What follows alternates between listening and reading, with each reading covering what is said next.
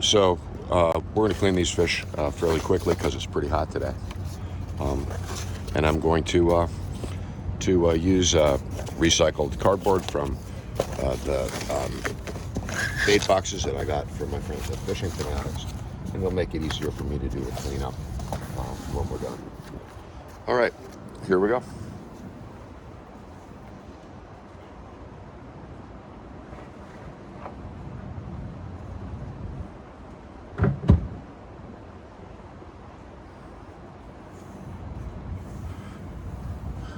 Step one, catch a slot limit striped bass. This one's 29 inches. And I'm going to actually use some newspaper just to make it easier to clean in case there's a lot of blood, but I don't expect that there will be. The real key to this is a sharp knife, to be honest with you. And I have a nice one. It's new and fairly sharp. Casking, as a reminder, from time to time we may show you a product. If you buy it, we don't get a damn thing. We just show it because we like it. So what I'm going to do, and I think this is, so I'm going to make a starting cut right up at the notch where the backbone meets the hard part of the head, and then I'm going to push the tip of the knife along the top of the backbone, about a half an inch in, a quarter of an inch in. The key is to stay close to the bone so that you get as much of the meat as you can without cutting through it. You get 2 fillets out of this fish, and also a pretty big belly.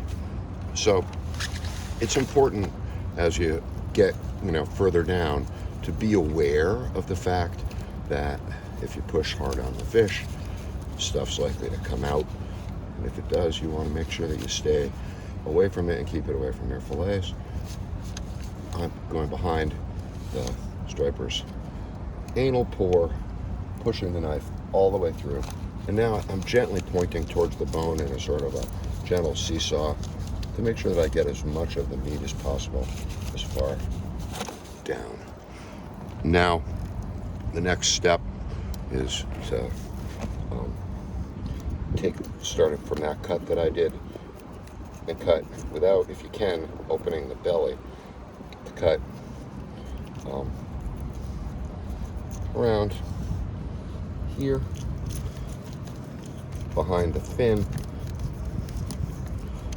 and then start to peel the fillet off the rib cage. You do it with gentle slicing motions, and you follow the rib, which is what I'm doing now,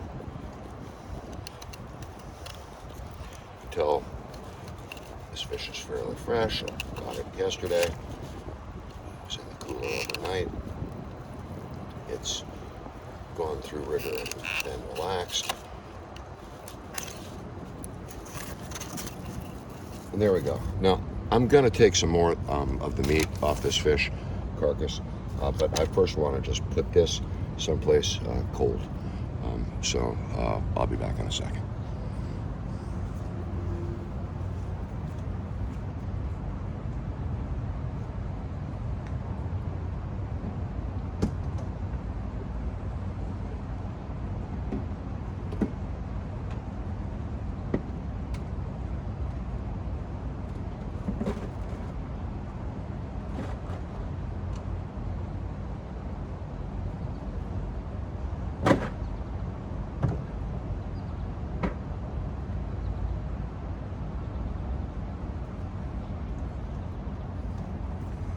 All right, fillet 1 in the cooler. I'm going to take the second fillet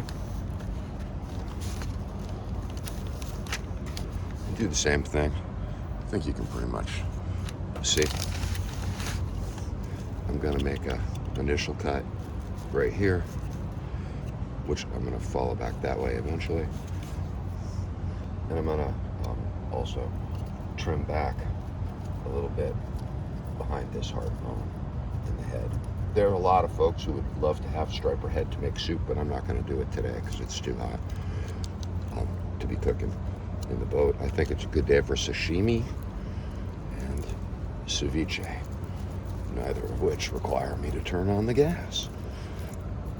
Okay, so as you can see, I'm doing the same thing that I did before.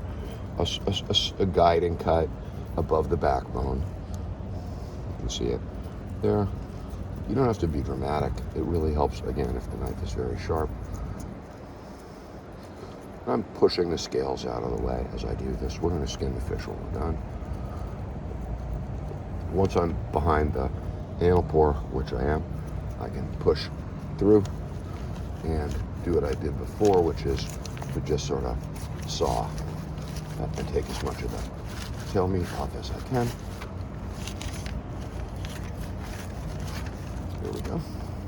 And then to follow the rib cage, again, making a cut, hopefully not into the striper's internal organs and stomach and stuff, which I think I did.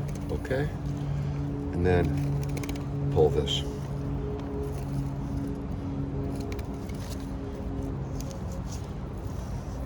Follow the rib cage.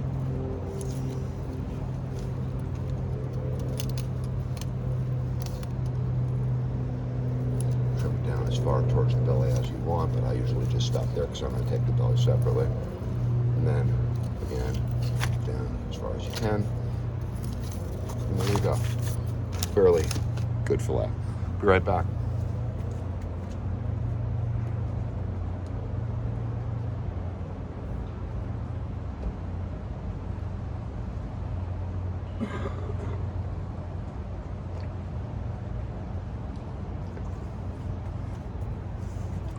Okay, so now this is bonus and the stuff that I like the best for sushi. Striper belly, also often called Suzuki in a sushi bar. And I'm going to take it off in about one piece and deal with it when I get inside as far as cleaning it and trimming it. But what I want to do, as I said, is not break the guts. So I'm going to actually go inside here and we'll look and see what the bass is eating once I've gotten the fillet or the belly off.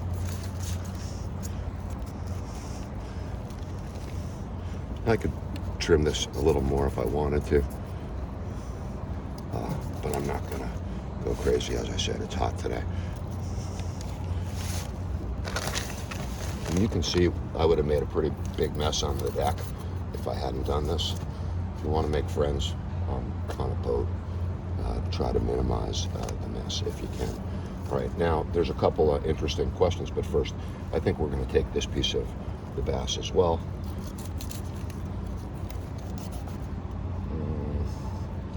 And that's just above those wings.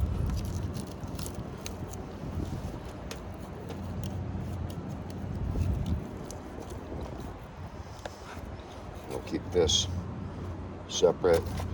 I'm interested in a couple of things. The first is I want to make sure, now I'm going to put this overboard, that it doesn't float. So I'm going to make sure that I've broken the sack and head. And now I'm actually going to see what's in the belly, which is a fairly interesting thing. Pretty disgusting, but interesting.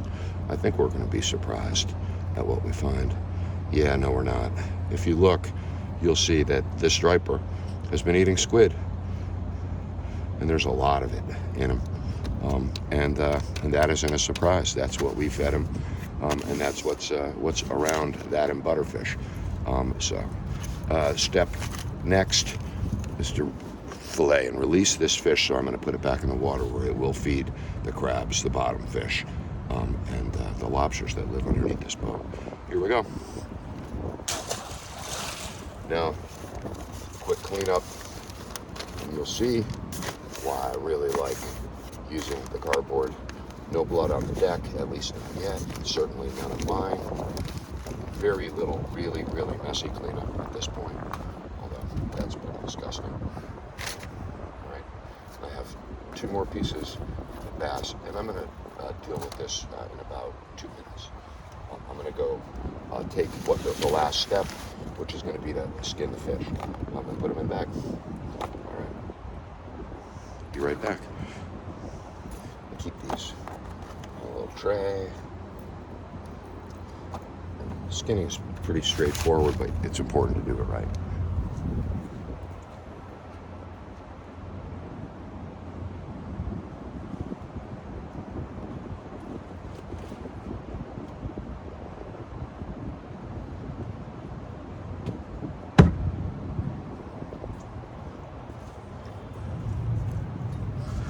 So I have the striper fillets that were in the cooler.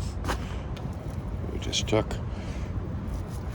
See that they've got scales on them. Some people would skin the fish instead of scaling it, but I'm gonna prefer to take the skin off. What you do is you put the knife between the fillet, the meat, and the skin. You watch out for the yellow jackets, which will come, but they're not interested in me. They are interested in the blood, and that's another good reason at this time of year not to leave bloody stuff around on the deck. There's one fillet fairly tightly done.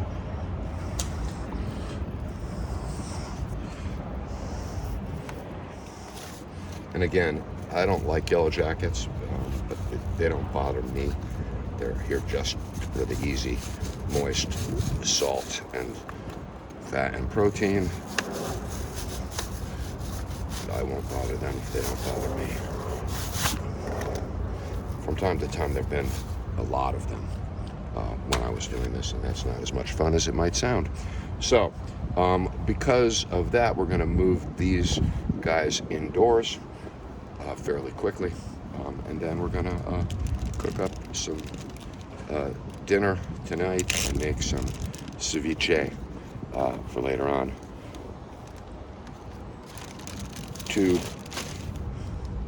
Actually, to make life easier, I'm going to cut them in half. Right about there. Right about there.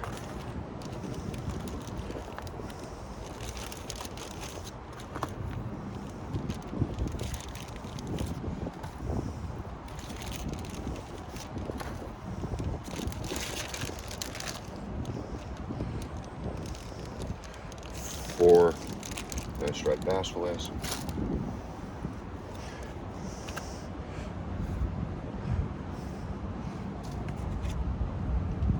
A fairly clean knife.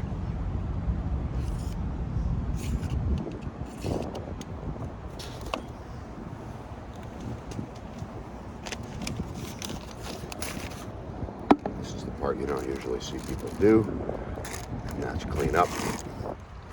But given the number of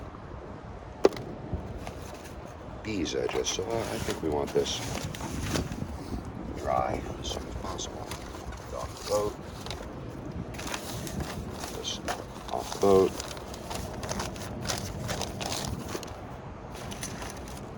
We'll keep a couple newspapers for the next fish that we catch, but we don't need too much. Everything else off the boat. I'll just point out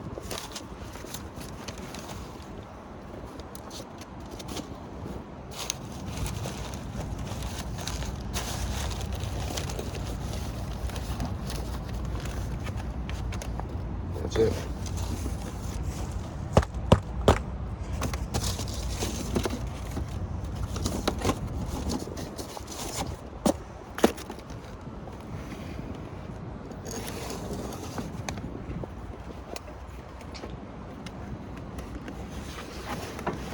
How are you? You want that fish? If you want, we got it. Okay, I got 4 fillets. I've got 4 nice fillets. If you want one, it's yours. Let me know. Okay. He helped me land the fish, so he's on my short list. All right, that's it. We're done. See you inside.